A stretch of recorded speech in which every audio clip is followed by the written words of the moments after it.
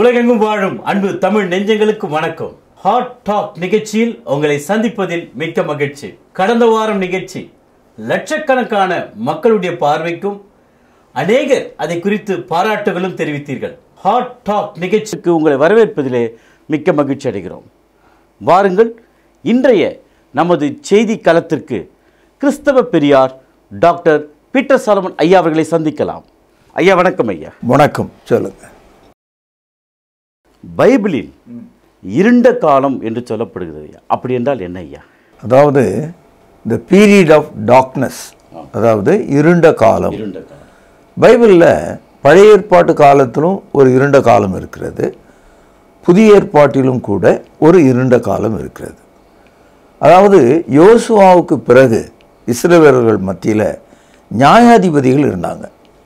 அந்த காலத்தை அந்த இஸ்ரவேல் மக்கள் தேவனுடைய வார்த்தையும் நியாயப்பிரமாணத்தையும் விட்டு மிக தூரமாக விலகி போனாங்க. அவர்களுக்கு ஒரு தலைவன் இல்லை, நல்ல வழிகாட்டி இல்லை. இதை நியாயாதிபதிகளின் புத்தகம் 21வது அதிகாரம் 25வது வசனத்தில் படிக்கலாம்.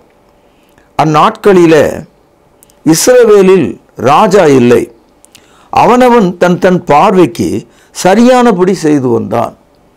அதாவது the entire covenant people of children of Israel become lawless. They started worshipping everything. அக்காலத்தில் தலைமை வகிக்கும் ஒரு ராஜா இல்லை. ஆக இஸ்ரவேலர்கள் அவனவனுடைய கண் பார்வைக்கு ஏற்றார் போல, அப்படின்னா என்ன அர்த்தம்னா அப்படிப்பட்ட ஒரு சூழல். இதை தான் இருண்ட காலம். அதாவது இஸ்ரவேலர்களுடைய வாழ்க்கையில் நியாயாதிபதிகளின் காலம் ஏறக்குறைய 450 வருஷங்கள். இந்த 450 வருடங்களிலும் நியாயப்பிரமாணத்தை மோசையின் மூலமாய் பெற்றுக்கொண்ட இஸ்ரவேல் ஜனங்கள் வழி தவறி குருட்டாட்டம் உள்ளவர்களாக தேவனுடைய வார்த்தையின்படி நடவாமல் அவனவன் தன் தன் பார்வைக்கு சரியானபடி நடந்து வந்தான். இதுதான் இருண்ட காலம் என்று சொல்கிறோம். இன்றைக்கும் பாருங்க, புதிய ஏற்பாட்டு காலத்தில் நமது ஆண்டவர் இயேசு சொன்னவைகளையும் நமது அப்போஸ்தலர் நமக்கு எழுதி தந்தவைகளையும் புதிய ஏற்பாடு என்று சொல்லுகிறோம். இந்த 27 புத்தகங்களுக்குள்ள நடக்காமல் அதன்படி வாழாமல் வழி விலகி போன ஒரு மக்கள் காலத்தை தான் நம்ம இருண்ட காலம்னு சொல்கிறோம். ஆக புதிய ஏற்பாட்டிலும் கூட ஒரு இருண்ட காலத்தை பற்றிய ஒரு தகவலை நாம் படிக்கிறோம். அப்போஸ்தலர் நடபடிகள் 20வது அதிகாரம் 26வது வசனம், தேவனுடைய ஆலோசனையில் ஒன்றையும் நான் மறைத்து வைக்காமல் எல்லாவற்றையும் உங்களுக்கு அறிவித்தபடினாலே எல்லாருடைய இரத்தப்படிக்கும் நீங்கி நான் சுத்தமாயிருக்கிறேன் என்று உங்களை இன்றைய தினம் சாட்சியாக வைக்கிறேன். இது அப்போஸ்தலனாகிய பவுல் ஒரு தெளிவான பதில் சொல்றாரு. கிறிஸ்தவர்களுக்கு தேவனுடைய வார்த்தைகள் பொறுத்த விஷயத்தில், சத்திய விஷயத்தில் ரகசியம்னு ஒன்று கிடையாது, எல்லாவற்றையும் நான் உங்களுக்கு சொல்லிட்டேன். ஆகவே உங்கள் இரத்தப்படிகளுக்கு நான் நீங்களாக இருக்கிறேன். இவ்வளவு தெளிவாக சொன்னார். சொல்லிட்டு சொல்றாரு, அப்போஸ்தலர் நடபடிகள் 20:29, நான் போன பின்பு மந்தையை தப்பவிடாத கொடிதான ஓநாய்கள் உங்களுக்குள்ளே வரும், உங்களிலும் சிலர் எழும்பி சீஷர்களை தங்களிடத்தில் இழுத்து கொள்ளும்படி மாறுபாடானவைகளை போதிப்பார்கள் என்று அறிந்திருக்கிறேன். இது ஒரு தீர்க்க தரிசனம். அப்போஸ்தலனாகிய பவுல் சொல்கிறார், ஆட்டுக்கு எதிரி ஓநாய், ஆட்டை குதறி கொன்றுவிடக்கூடியது ஓநாய். இந்த இடத்துல ஓநாய் என்பது கிறிஸ்துவனுடைய உபதேசத்துக்கு விரோதமானவைகள். இங்கே ஆடு என்பது கிறிஸ்துவனுடைய வார்த்தையின்படி நடக்க வேண்டியவைகள். பவுலடியார் சொல்கிறார், after the departure of the apostles, அப்போஸ்தலர்களுடைய முடிவுக்கு பிறகு திருச்சபையை மாறுபாடான உபதேசங்களை போதிக்கும் ஓநாய் போன்ற மனிதர்கள் சபைக்குள்ளே இருந்து எழும்புவார்கள். அது நம்ம கவனிக்கணும். அதாவது the wolf is not coming from outside, the wolf is coming within the church. சபையிலிருந்தே வரும். உங்களுக்குள்ளே சிலர் எழும்பி மாறுபாடானவைகளை போதிப்பார்கள். இந்த மாறுபாடான இந்த போதனையை தான் சபையின் இருண்ட காலம் என்று வேத அறிஞர்கள் குறிப்பிடுகிறார்கள். ஆக பழைய ஏற்பாட்டு காலத்தில் நியாயாதிபதிகளின் காலம் இருண்ட காலம். அதே போல புதிய ஏற்பாட்டில் அப்போஸ்தலர்களுக்கு பிறகு வந்த ஒரு காலம், அது ஒரு இருண்ட காலமாக போதிக்கப்படுகிறது. இதை நாம் நன்றாக விளங்கிக் கொள்ளணும்னா, கிறிஸ்துவனுடைய சபை இயேசு கிறிஸ்துவுக்கு பிறகு 33ஆம் ஆண்டில் எருசலேம் நகரத்தில் 3000 பேரோடு தொடங்கினது. அவர்கள் அப்போஸ்தலருடைய உபதேசத்திலும் அந்யோன்யத்திலும் அப்பம் விடுதலிலும் ஜெபம் பண்ணுதலிலும் உறுதியாக தரித்திருந்தார்கள். இது சபையின் காலம், இது சபையினுடைய உபதேசம். இது அப்போஸ்தலர் நடபடிகள் 2ஆம் அதிகாரம் 42வது வசனம். ஆனால் அந்த இருண்ட காலம் எப்படி வருதுன்னு சொன்னால், வரலாற்றை நீங்கள் எடுத்து படிச்சீங்கன்னா, நான் சொல்றதை நீங்கள் தப்பாக புரிஞ்சிக்கூடாது. சபையானது ரோமாபுரிக்கு போகிறது. எருசலேமில் தொடங்கின சபை ரோமாபுரியில் போய் சேருகிறது. நீங்கள் அப்போஸ்தலர் நடபடிகள் 2ஆம் அதிகாரத்திலிருந்து படிச்சுக்கிட்டே போனீங்கன்னா 28வது அதிகாரம் வரும்போது பவுலடியார் எருசலேமிலிருந்து அவர் ரோமாபுரியில் போய் சேருகிறார். ஒரு கைதியாக போய் சேருகிறார். அங்கே சபை உருவாக்கப்படுது. அங்கிருந்த அரசன், அதாவது ரோம அரசன், பேரரசன் பார்க்கிறான், இந்த சபையில் இருக்கிற மக்களுக்கு ஒரு தலைவன் இருக்கிறான், தேசத்துக்கு நான் தலைவனாக இருக்கிறேன், இனிமேல் இந்த சபைக்கு தலைவர்கள் இருக்கக்கூடாது, நானே அதற்கு தலைவன், தேசத்துக்கும் நானே தலைவன். I am the head of the church, I am the head of the nation. இந்த அர்த்தத்தில் தான் முதல்ல போப் என்ற ஒரு மனிதன் கிறிஸ்துவுக்கு பின் 325வது வருஷம் வரார். 325க்கு பிறகு ஏறக்குறைய ஒரு 800 ஆண்டுகள் சபையினுடைய இருண்ட காலம் என்று நாம் படிக்கிறோம். ஏன் அதை நம்ம இருண்ட காலம்னு சொல்றோம்னா, கத்தோலிக்கம் உலகளாவிய கிறிஸ்தவத்தை விக்கிரக வழிபாட்டின் கீழே, போப்பு அரசரின் கீழே ஒரு இராணுவ மதமாக மாற்றிக்கொண்டது. அதனால தான் அவர்கள் சிலுவை போர்கள்லாம் செய்தாங்க. கிறிஸ்தவர்கள் சாந்தத்தையும் அமைதியும் தியாகத்தையும் போதிக்க வேண்டியவர்கள், தேசத்தை ஆளுகிறவர்களாக எல்லைகளை விரிவாக்கத்தக்கதாக அவர்கள் இராணுவங்களை அமைத்து கொண்டாங்க. அதாவது கிறிஸ்தவ நெறிகளுக்கும் அறத்துக்கும் வெளியே போயிட்டாங்க. அதனால அதை தான் நம்ம இருண்ட காலம் என்று சொல்லுகிறோம். இது எப்போ ஆரம்பிக்குது? இயேசு கிறிஸ்துக்கு பின்னால் 325லிருந்து இயேசு கிறிஸ்துக்கு பின்னால் 1521வது வருஷம் வரைக்கும் இருக்கிற இந்த பீரியடை தான் த பீரியட் ஆஃப் டார்க்னஸ், சபையினுடைய இருண்ட காலம் என்று நாம் சொல்லுகிறோம். இது இன்றைய கிறிஸ்தவர்களுக்கு இதெல்லாம் தேவையில்லை. அவனுக்கு ஆட்டம் பாட்டம் கூட்டம் குதிப்பு இப்படிப்பட்ட விஷயங்களில் போயிட்டாங்க. இந்த இருண்ட காலத்தில் இருந்த அந்த காலகட்டத்தில் தான் மார்ட்டின் லூதர் ஜெர்மானில் உள்ள விட்டன்பெர்க் என்ற இடத்துல கத்தோலிக்க திருச்சபைக்கு எதிராக 95 குற்றச்சாட்டுகளை சொல்கிறார். அதை 95 தீசிஸ் அப்படின்னு கூட சொல்றாங்க. 1 இல்லை 2 இல்லை, 100ன்றதுல 95ன்றது எவ்வளவு பெரிய சதவீதம். ஆக கத்தோலிக்கம் முற்றிலும் தவறானது என்று மார்ட்டின் லூதர் சொல்கிறார். அப்போ அந்த ஜெர்மன் மொழியில புரோட்டஸ்டி என்ற ஒரு வார்த்தை இருக்கு. அப்படின்னா எதிர்க்கிறவர்கள்.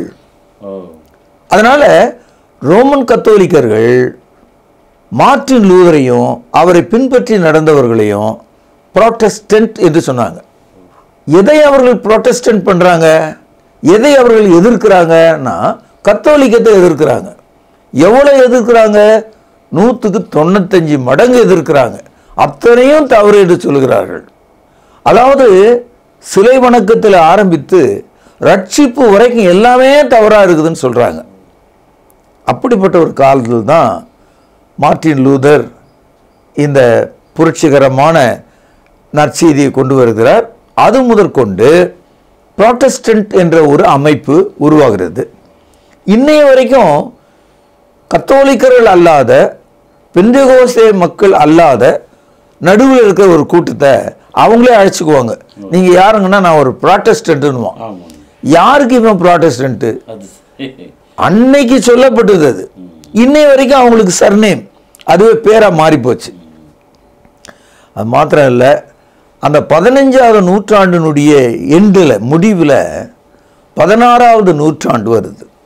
16வது நூற்றாண்டு 1611வது வருஷம் வரும்போது கூடன்பர்க் என்பவர் அச்சு எந்திரத்தை கண்டுபிடிக்கிறார். அச்சு எந்திரத்தை எதுக்கு கண்டுபிடிச்சார்னா இந்த பைபிளை பிரிண்ட் பண்ணுறதுக்காக தான். ஆமாம். அதனால இங்கிலாந்து நாட்டினுடைய பேரரசர், 8வது பேரரசர், இந்த பைபிளை அச்சிடுவதற்கு உரிமம் வழங்குகிறார். அதை தான் நம்ம கிங் ஜேம்ஸ் வெர்ஷன், கேஜேவின்னு சொல்கிறோமே, அது 1611. இந்த கிங் ஜேம்ஸ் வெர்ஷனுடைய அச்சடிப்பு காரணமாக உலகம் முழுவதும் முதல்ல ஆங்கில மொழியில் பைபிளை படிப்பதற்கு மக்களுக்கு வாய்ப்பு கிடைச்சது. அப்படி வாய்ப்புகள் கிடைக்க கிடைக்க மனிதர்கள் நன்றாக ஆராய ஆரம்பித்தாங்க. அப்படி ஆராயும் போது கத்தோலிக்கம் மிக மிக தவறாக இருக்கிறது என்பதை புரிந்து கொண்டாங்க. அதுக்கு அடுத்தாற் போல பார்த்தீங்கன்னா லூதரன் சபைகளும் அந்த புராட்டஸ்டன்ட் அமைப்புகளும் தவறாகத்தான் இருக்கிறது என்பதையும் புரிந்து கொண்டாங்க.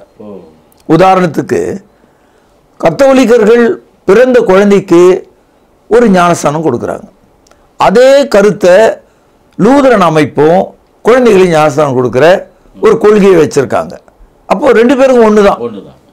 ஒரே ஒரு வித்தியாசம், கத்தோலிக்கத்தில் கிளர்ஜி லைட்டி அப்படின்னு ஒரு வார்த்தை இருக்கு.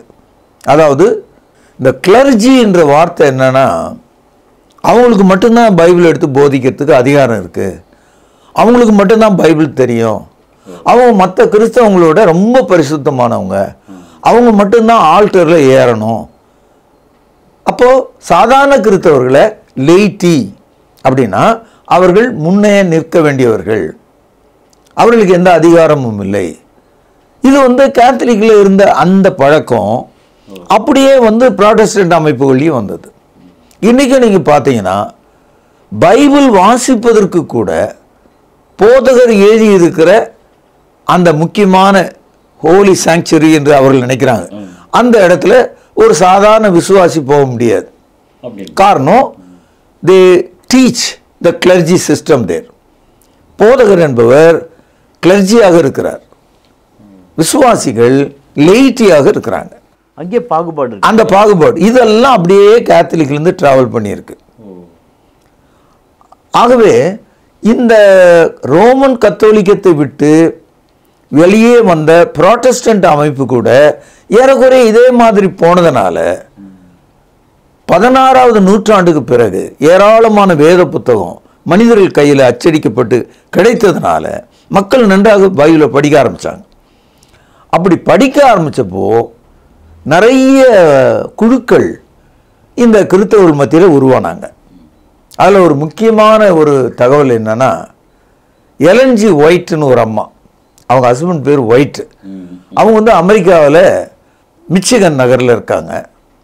அவங்க என்ன சொல்கிறாங்க, கடவுள் எனக்கு ஒரு தரிசனத்தை கொடுத்தாரு, அந்த தரிசனத்தில் 10 கமாண்ட்மெண்ட்ஸை காட்டினாரு.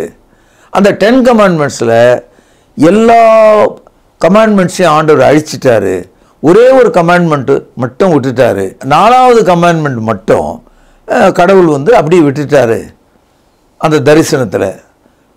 அதாவது ஓய்வு நாளை பரிசுத்தமாக ஆசிரிப்பாயாக என்ற ஒரு கருத்தை அவங்க சொல்கிறாங்க. அதுதான் 7ஆம் நாள் கூட்டத்தான்னு பார்க்குறோம். இவங்க எல்லாமே அந்த 17வது நூற்றாண்டினுடைய இறுதியில் 18வது நூற்றாண்டின் ஆரம்பத்தில் உருவாக்கப்பட்ட சபைகள். இந்த 18வது நூற்றாண்டுக்கு பிறகு தான் கிறிஸ்தவத்தில் ஏறக்குறைய 2000 பிரிவுகள் உருவாகுது. 18வது நூற்றாண்டுக்கு முன்னால் வரைக்கும் கிறிஸ்தவம் கத்தோலிக்கம் புராட்டஸ்டன்ட் இவ்வளோதான். 18வது நூற்றாண்டு வரும்போது இப்படிப்பட்ட விபரீதமான கொள்கைகள் உருவாக்கப்பட்டது. இந்த எலன்ஜி ஒயிட் என்ற இந்த அம்மையார் என்ன ஆர்கியூ பண்ணுறாங்கன்னா, பழைய ஏற்பாட்டில் தேவன் அந்த 10 கமாண்ட்மெண்ட்ஸில் 4வது கட்டளையை மட்டும் இன்னும் கைக்கொள்ள வேண்டும் என்று சொல்லுகிறார். நாம் ஓய்வு நாளை அனுசரிக்க வேண்டும். அதனால தான் உலகத்திலேயே நூதனமாக இந்த 7ஆம் நாள் கூட்டத்தார், 7th டே அட்வென்டிஸ்ட் என்று சொல்கிறோம் இல்லையா, அவங்க ஞாயிற்றுக்கிழமையில் கூட மாட்டாங்க, சனிக்கிழமையில் மட்டும்தான் அவங்க கூடி வருவாங்க, அந்த பழைய கால யூதர்களை போல. இந்த கருத்து ஏற்புடையதா, இது சரிதானா என்று அவர்கள் ஒரு நாளும் ஆய்ந்து பார்ப்பதில்லை. அப்படியே பார்த்தாலும் அந்த இடம் அவங்களுக்கு விளங்கலை. இன்ன வரைக்கும் இதான் நடந்துட்டு இருக்கு. ஒரு உதாரணம் சொல்கிறேன். மார்க் எழுதிய சுவிசேஷம் 2வது அதிகாரம் 23வது வசனம். பின்பு அவர் ஓய்வு நாளில் பயிர் வழியே போனார். அவருடைய சீஷர்கள் கூட நடந்து போகையில் கதிர்களை கொய்ய தொடங்கினார்கள். பரிசேயர் அவரை நோக்கி, இதோ ஓய்வு நாளில் செய்யத்தகாததை இவர்கள் ஏன் செய்கிறார்கள் என்றார்கள்.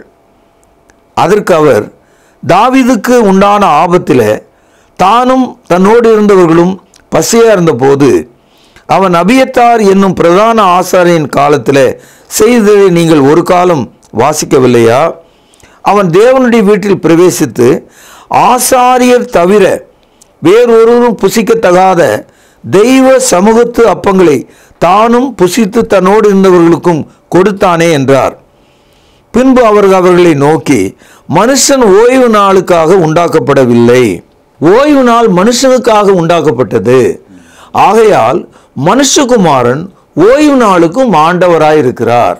இப்போ எலன்ஜி ஒயிட்டினுடைய போதனை, அதாவது 7ஆம் நாள் கூட்டம் என்று சொல்கிற அந்த திருச்சபையினுடைய போதனை ஓய்வு நாளை அனுசரிக்க வேண்டும் என்பது.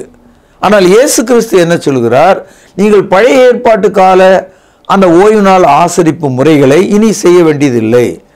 ஏனென்றால் ஓய்வு நாளை விட பெரியவராக இயேசு கிறிஸ்து இருக்கிறார். Christ is the lord of Sabbath என்று சொல்கிறார். லூக்கா எழுதிய நற்செய்தி நூல் 13வது அதிகாரம் 14வது வசனம். இங்கே என்ன நடக்குதுன்னா, இயேசு ஒரு ஜெபாலயத்தில் இருக்கிறார். 18 வருஷமாக ஒரு தாய் கூனியாக இருக்கிறார். அவளுடைய கூன் முதுகு காரணம் பிசாசு அவளை கட்டியிருந்தான். இயேசு அவளுடைய கூன் முதுகை நிமிர்த்துகிறார், அற்புதமாக சுகம் கொடுக்கிறார். அந்த முயற்சியில் அவர் ஈடுபடும் போது அந்த ஜெபாலய தலைவன் என்ன சொல்கிறான், நீங்கள் அதை செய்யாதீங்க, இன்னைக்கு ஓய்வு நாள், இன்னைக்கு இதெல்லாம் செய்யக்கூடாது அப்படின்னு சொல்கிறான். பாருங்கள், லூக்கா 13வது அதிகாரம் 13 முதல். அவள் மீது தமது கைகளை வைத்தார். உடனே அவள் நிமிர்ந்து தேவனை மகிமைப்படுத்தினாள். இயேசு ஓய்வு நாளில் சொஸ்தமாக்கினபடியால், கவனிங்கள், ஜெபாலய தலைவன் கோபமடைந்து ஜனங்களை நோக்கி, வேலை செய்கிறதுக்கு 6 நாள் உண்டே, அந்த நாட்களில் நீங்கள் வந்து சொஸ்தமாக்கிக் கொள்ளுங்கள், ஓய்வு நாளிலே அப்படி செய்யலாகாது என்றார். பாருங்கள், ஒரு அற்புத சுகத்தை கூட அவர்கள் நிராகரிக்கிறார்கள். அப்படியானால் ஒரு நாளை பிடித்து கொண்டு அவர்கள் தொங்குகிறார்கள். இன்னைய வரைக்கும் உலகத்தில் கிறிஸ்தவர்கள் என்ற ஒரு வரிசையில் ஒரே ஒரு கூட்டம், அது சனிக்கிழமையில் கூடுது. அப்படியானால் இயேசு கிறிஸ்து 7ஆம் நாளில் அற்புதம் செஞ்சார். எப்படி ஐயா? இயேசு கிறிஸ்து செய்த அநேக அற்புதங்களில் 7 அற்புதங்கள் ஓய்வு நாளில் தான் நடந்திருக்கு. There are 7 miracles performed by Christ on the Sabbath day only, recorded in the gospel. ஆகவே இயேசு கிறிஸ்து ஓய்வு நாளை நிறைவேற்றுகிறவராக வந்தார். மத்தேயு எழுதிய சுவிசேஷம் 5வது அதிகாரம் 17வது வசனம். நியாய பிரமாணத்தை ஆகிலும் தீர்க்க தரிசனங்களை ஆகிலும், கவனிங்கள், அடிக்கிறதுக்கு வந்தேன் என்று எண்ணிக்கொள்ளாதேயுங்கள், அடிக்கிறதுக்கு அல்ல நிறைவேற்றுவதற்கே வந்தேன். வானமும் பூமியும் ஒழிந்து போனாலும் நியாய பிரமாணத்தில் உள்ள யாவும் நிறைவேறும் அளவும் அதில் ஒரு சிறு எழுத்தாகிலும் ஒரு எழுத்தின் உறுப்பாகிலும் ஒழிந்து போகாது என்று மெய்யாகவே உங்களுக்கு சொல்கிறேன். அப்படின்னா என்ன சொல்றாரு? பழைய ஏற்பாடு என்று சொல்லப்படுகிற மோசேயினுடைய நியாயப்பிரமாணத்தில் ஒரு எழுத்து மட்டுமல்ல, எழுத்தினுடைய துணைக்கால், ஒரு உறுப்பு, அந்த உறுப்பு கூட நான் நிறைவேற்றுவதற்காக வந்தேன். I came to fulfill the law of Moses. Heaven and earth may pass away. வானம் பூமிக்குள்ள ஒளிந்துரும். அப்போ இயேசு கிறிஸ்து நியாயப்பிரமாணத்தை நிறைவேற்றும்படியாக வந்ததாக சொல்றார். ரோமருக்கு எழுதிய நிருபம் 10வது அதிகாரம் 4வது வசனம், விசுவாசிக்கிற எவனுக்கும் நீதி உண்டாகும்படியாக கிறிஸ்து நியாயப்பிரமாணத்தின் முடிவாயிருக்கிறார். Christ is the end of the law. அப்படியானால் இயேசு நிறைவேற்றினார், இயேசு அதன் முடிவாய் இருக்கிறார். இவ்வளவு பெரிய தகவலை எப்படி அவர்கள் மறைத்தார்கள், மறந்தார்கள், கைவிட்டார்கள்? இன்றைக்கு உலகம் முழுவதும் இந்த 7வது நாள் கூட்டத்தார், இந்த செவன்த் டே அட்வென்டிஸ்ட் என்ற ஒரு அமைப்பு திருச்சபையாக இயங்கிக் கொண்டிருக்கிறதை நாம் பார்க்கிறோம். அதனால் பவுலடியார் சொல்கிறார், இந்த ஓய்வு நாளை குறித்தெல்லாம் ஒருவனும் உங்களை குற்றப்படுத்தக்கூடாது அப்படின்னு சொல்கிறார். பாருங்கள், கொலோசியர் 2வது அதிகாரம் 16வது வசனம், ஆகையால் போஜனத்தையும் பானத்தையும் குறித்தாவது கவனிங்கள், பண்டிகை நாளையும் மாத பிறப்பையும் ஓய்வு நாட்களையும் குறித்தாவது ஒருவனும் உங்களை குற்றப்படுத்தாதிருப்பானாக. அப்படியானால் கிறிஸ்தவர்களை இந்த ஓய்வு நாள் கட்டுப்படுத்தாது. நாம் கை கொண்டால் நாம் குற்றப்படுவோம். நியாயப்பிரமாணத்தின்படி ஓய்வு நாளை நம்மால் கை கொள்ள முடியாது. அதாவது அந்த காலத்தில் ஓய்வு நாள் கை கொள்றவங்க ஓய்ந்து இருக்கணும். அவர்கள் 2.5 மைலுக்கு மேலே நடந்து போகக்கூடாது, வீட்டில் அடுப்பு மூட்டக்கூடாது, சமைக்கக்கூடாது. இப்படி தான் அவங்க ஓய்வு நாளை கை கொண்டிருக்காங்க. ஆனால் இன்றைக்கு ஓய்வு நாளை கை கொள்கிற இந்த செவன்த் டே அட்வென்டிஸ்ட் அவங்க சர்ச்சுக்கு போய் வந்த பிறகு மற்ற எல்லா வேலையும் செய்வாங்க, சாப்பிடுவாங்க, எல்லாம் செய்வாங்க. ஆகவே இதை பற்றி நம்ம சிந்திக்கணும். அப்படியானால் எப்போது ஐயா சபை கிறிஸ்தவர்கள் கூடி வர வேண்டும்? சபையானது இயேசு கிறிஸ்துனுடைய உயிர்த்தெழுதலை முன்னிட்டு தான் கூடி வர ஆரம்பித்திருக்கிறாங்க. இந்த தகவலை 1 கொரிந்தியர் 11வது அதிகாரம் 20-21 வசனங்கள், பக்கம் 237, நீங்கள் ஓரிடத்தில் கூடி வரும்போது அவனவன் தன் சொந்த போஜனத்தை முந்தி சாப்பிடுகிறான், ஒருவன் பசியா இருக்கிறான், ஒருவன் வெறியா இருக்கிறான். சபையாக கூடி வந்த மக்கள் அந்த காலத்தில் ரொம்ப ரொம்ப தூரத்திலிருந்து வந்தாங்க ஒரே இடமா கூடுறதுக்கு. அப்போ அவங்க கட்டுச்சோறு முதலானவைகளை கட்டி கொண்டு வந்தாங்க, அப்பங்களை கூட கொண்டு வந்தாங்க. சபையில் வச்சு சாப்பிட்டா அது வயிற்றுக்கான உணவு. அது ஓய்வு நாள், அது கர்த்தருடைய மரணத்தை நினைவு கூறுகிற உணவு கிடையாது. That is a food for the stomach, not for the soul. அதனால் சொல்றாரு, இப்படி செய்கிறது கர்த்தருடைய ராபோஜனம் அல்லவே. ஆக வாரத்தின் முதலாவது நாளில் கிறிஸ்தவர்கள் ஏன் ஒன்று கூடுகிறார்கள், ஏன் சபையாக கூடுகிறார்கள் என்று கேட்டால், இயேசு கிறிஸ்துனுடைய மரணத்தை நினைவு கூறுவதற்கும் அவருடைய வருகையை உலகத்துக்கு தெரிவிப்பதற்காகவும் வாரத்தின் முதலாவது நாளில் அவர்கள் கூடுகிறார்கள். பாருங்க, 1 கொரிந்தியர் 11வது அதிகாரம் 24 ஸ்தோத்திரம் பண்ணி அதை பிட்டு நீங்கள் வாங்கி புசியுங்கள், இது உங்களுக்காக பிற்கப்படுகிற என்னுடைய சரீரமாக இருக்கிறது, என்னை நினைவு கூறும்படி இதை செய்யுங்கள் என்றார். 1. போஜனம் பண்ணின பின்பு அவர் அந்தபடியே பாத்திரத்தை எடுத்து, இந்த பாத்திரம் என் இரத்தத்தினால் ஆகிய புதிய உடன்படிக்கையாக இருக்கிறது, நீங்கள் இதை பானம் பண்ணும் போதெல்லாம் என்னை நினைவு கூறும்படி இதை செய்யுங்கள் என்றார். ஆகையால் நீங்கள் இந்த அப்பத்தை புசித்து இந்த பாத்திரத்தில் பானம் பண்ணும் போதெல்லாம் கர்த்தர் வருமளவும் அவருடைய மரணத்தை தெரிவிக்கிறீர்கள். அப்போ கிறிஸ்தவர்கள் வாரத்தின் முதலாவது நாளில் ஏன் கூடி வருகிறார்கள், ஏன் தொழுது கொள்கிறார்கள், ஏன் ஞாயிற்றுக்கிழமையில் அவங்க கூடுறாங்கன்னா, இயேசுடைய மரணத்தை நினைவு கூறும்படி, அவருடைய வருகையை உலகத்துக்கு தெரிவிக்கும்படி புளிப்பில்லாத அப்பத்தையும் புளிப்பில்லாத திராட்சை ரசத்தையும் அவர்கள் சாக்ரமெண்ட், ஹோலி கம்யூனியன், யூக்கரிஸ்டிஸ் என்றெல்லாம் பல மொழிகளில் சொல்கிறாங்க. தமிழில் கர்த்தருடைய பந்தி, லார்ட்ஸ் டேபிள் என்று சொல்கிறோமே, அதான் இது. ஏன் அவங்க ஞாயிற்றுக்கிழமை செய்கிறாங்கன்னா, ஞாயிற்றுக்கிழமையில தான் இயேசு உயிர்த்தெழுந்தார். அதனால் அவங்க அப்படி செய்கிறாங்க. பாருங்கள், யோவான் எழுதிய சுவிசேஷம் 20வது அதிகாரம் 1 வசனம். வாரத்தின் முதல் நாள் அதிகாலையில், வாரத்தின் முதல் நாள் காலையில் அதிக இருட்டோடு மகதலேனா மரியாள் கல்லறையின் இடத்துக்கு வந்து கல்லறை அடைத்திருந்த கல் எடுத்து போடப்பட்டிருக்க கண்டாள். இயேசு உயிர்த்தெழுந்தார் என்பது அங்கிருந்து ஆரம்பிக்குது. இதெல்லாம் நீங்கள் தொடர்ந்து படிக்கலாம். அது மாத்திரம் இல்லை, ஆதி கிறிஸ்தவர்கள் சபையாக ஒன்று கூடும்போது, நான் ஏற்கனவே உங்களுக்கு சொன்னேன், அவர்கள் கர்த்தருடைய பந்தியை பகிர்ந்து கொள்வதற்காக கூண்டாங்கன்னு. அப்போஸ்தலர் நடபடியில் 20வது அதிகாரம் 7வது வசனம் பாருங்கள். வாரத்தின் முதல் நாளில் அப்பம் விற்கும்படி சீஷர்கள் கூடி வந்திருக்கையில், அப்போ ஆரம்பகால சபையானது இந்த லார்ட்ஸ் டேபிள், கர்த்தருடைய பந்தி, இந்த ஹோலி கம்யூனியனை எடுப்பதற்காக வாரத்தின் முதலாவது நாளாகி ஞாயிற்றுக்கிழமையில் அவர்கள் கூடினார்கள். இன்னொரு தகவல், 1 கொரிந்தியர் 16ஆம் அதிகாரம் 2வது வசனம்.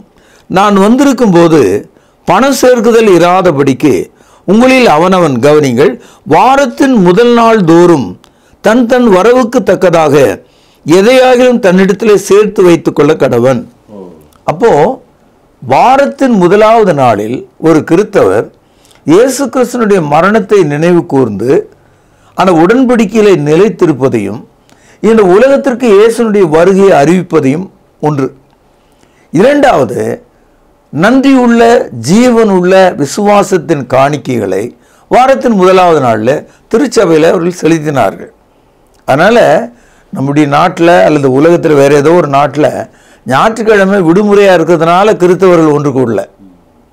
கிறிஸ்தவர்கள் இயேசுனுடைய உயிர்த்தெழுதல் நிமித்தம் ஒன்று கூடுகிறார்கள்.